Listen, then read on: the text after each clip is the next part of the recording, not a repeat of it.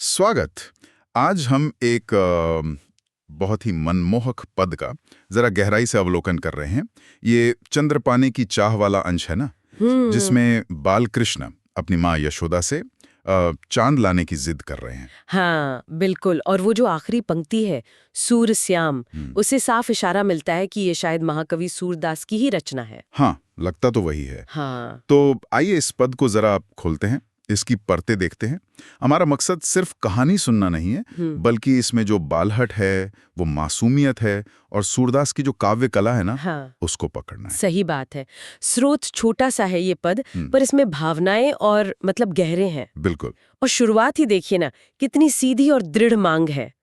लहों री माँ चंद लहोंगो। हाँ, एकदम सपाट। कोई भूमिका नहीं, कोई विनती नहीं, बस एक बालहट, एक संकल्प। ये कृष्ण की लीलाओं में अक्सर दिखता है ना। बिल्कुल, वो एक निश्चयात्मक भाव, बिल्कुल। महज जिद नहीं है ये। हाँ, ये सीधापन ही इसे इतना मतलब दमदार बनाता है। और फिर कहानी आगे कैसे बढ़ती है, जब वो पानी में चांद की परछाई देखते हैं हाँ, और यहाँ कवि का कमाल देखिए। बालकृष्ण को क्या लगता है? कि चांद पानी के बर्तन में है, वो जो जलपुट भीतर कहा है। बिल्कुल। और सोचते हैं कि बस उछलकर बाहर से पकड़ लेंगे उसे, बाहर ब्यों की गहोंगो। ये सिर्फ मासूमियत तो नहीं है शायद, ये वो यथार्थ और भ्रम के बीच की महीन रेखा है जिसे सूरदास दिखा रहे हैं। सही कहा आपने।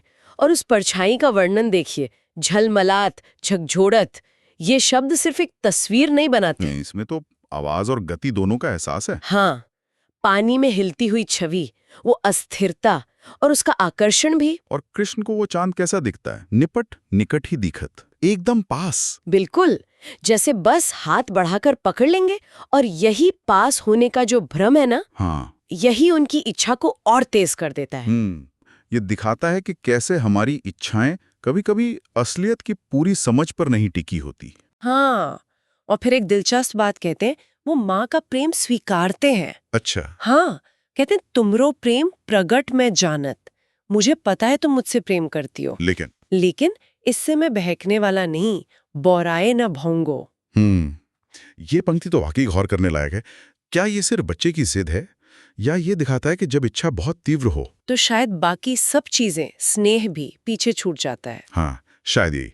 उस वक्त चांद पाने की इच्छा इतनी बड़ी है कि माँ का स्नेह भी जैसे गौण हो गया है। ये दिखाता है कि कैसे कोई तीव्र अभिलाषा इंसान को बिल्कुल एकाग्र कर देती है, फोकस कर देती बिल्कुल, है। भले ही वो अभिलाषा एक भ्रम पर ही क्यों ना आधारित हो। सही बात। और फिर अंत में वो सूरश्याम वाली छाप के साथ आखिरी घोषणा, क्या कर गहीं ल्याऊं ससी तन ताप दहोंगो। मतलब मैं हाथ से पकड़कर चांद लाऊंगा, और फिर अपने तन का ताप शांत करूंगा या जला दूंगा। तन ताप दहोंगो, इसका क्या अर्थ हो सकता है?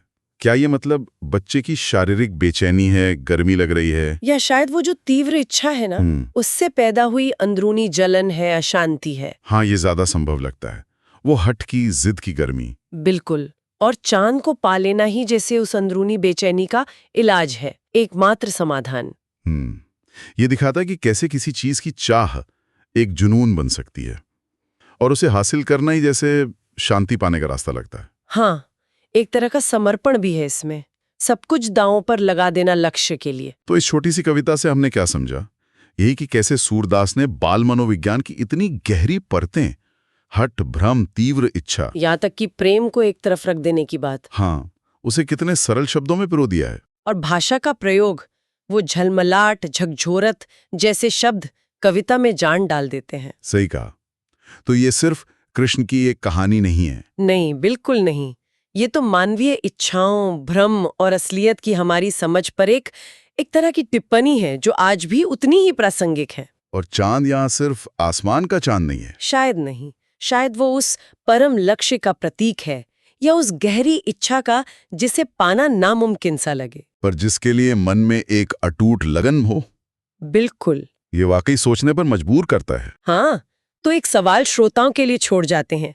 किसी असंभव सी लगने वाली चीज जैसे चांद को पाना, उसकी जिद में बाकी सब कुछ, यहाँ तक कि स्नेह को भी नजरअंदाज कर देना, ये हमारे अपने जीवन की उन बड़ी महत्वाकांक्षाओं या गहरी इच्छाओं के बारे में क्या कहता है, जिनके पीछे हम कभी-कभी शायद बाकी सब भूल जाते हैं। क्या इस बाल हट में जो एकाग्रता है, जो जुनून है, उसमें कोई बड़ा सार्वभौमिक सच छिपा है?